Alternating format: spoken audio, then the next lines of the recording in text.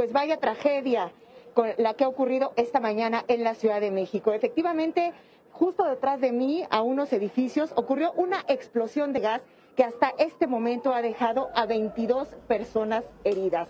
La causa, pues parece ser una acumulación de gas, lo que había provocado que este edificio se reventaran los cristales, las ventanas y fuera bastante aparatoso. Hasta ahora no se habla de personas muertas, pero sí de 22 personas heridas. Y por supuesto que el ruido y el movimiento que provocó esta explosión, pues provocó mucho miedo entre los habitantes. ¿Qué te parece si escuchamos a un testigo de este accidente?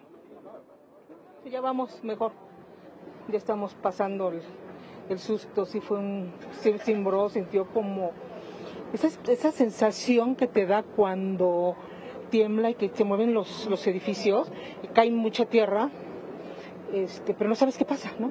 Entonces sí, estuvo impresionante. Ya sientes que tu corazón tiembla, que todo. Nicole, esto también provocó caos y pánico y, por supuesto, crisis nerviosa. Y como te puedes dar cuenta, en este momento la policía ha acordonado esta zona porque elementos de protección civil se están haciendo un recorrido por estos edificios para evitar que haya más fugas y, por supuesto, que esta explosión se pueda prolongar o propagar a otros edificios aledaños. La mayoría de estos edificios pues son habitacionales, así que todas estas personas que estamos viendo aquí son vecinos a quienes por el momento no se les está permitiendo pasar a sus viviendas, pues las autoridades se encuentran haciendo una revisión de cada uno de estos departamentos. También seguimos viendo la entrada y salida de ambulancias. La mayoría de estos heridos todavía no han sido trasladados a los hospitales, pero como puedes ver, todavía continúa mucho movimiento en esta zona. También sabemos que la alcaldesa de la Ciudad de México se encuentra aquí haciendo una revisión de los daños que ha provocado esta explosión, Nicole. Isa, esperemos que todos se recuperen. Muchísimas gracias por esta información de esta noticia en desarrollo.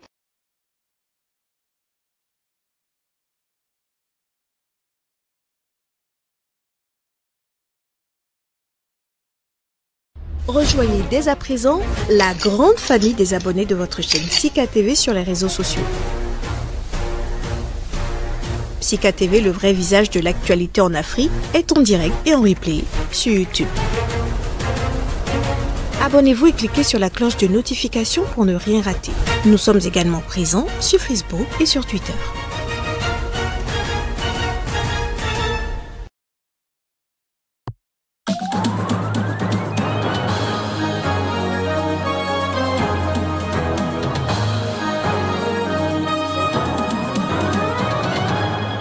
La terre a encore tremblé ce dimanche en Haïti.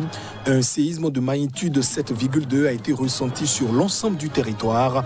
Les dégâts sont immenses, des centaines de personnes montent à l'appel. Au Tchad, Saleh Kebzabo, nommé au sein du Conseil d'organisation du dialogue national inclusif, l'opposant historique à Idriss Déby a été chargé par le Conseil militaire de transition.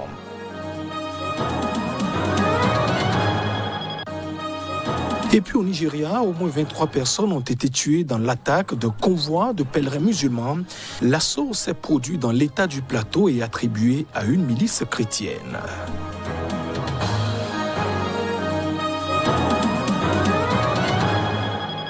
Et voilà pour le sommaire de ce journal. Bienvenue dans cette édition depuis 1994, près de 2 ans après l'annonce de la fin de l'épidémie en 2021 en Guinée voisine. C'est extrêmement préoccupant, a dit l'Organisation mondiale de la santé.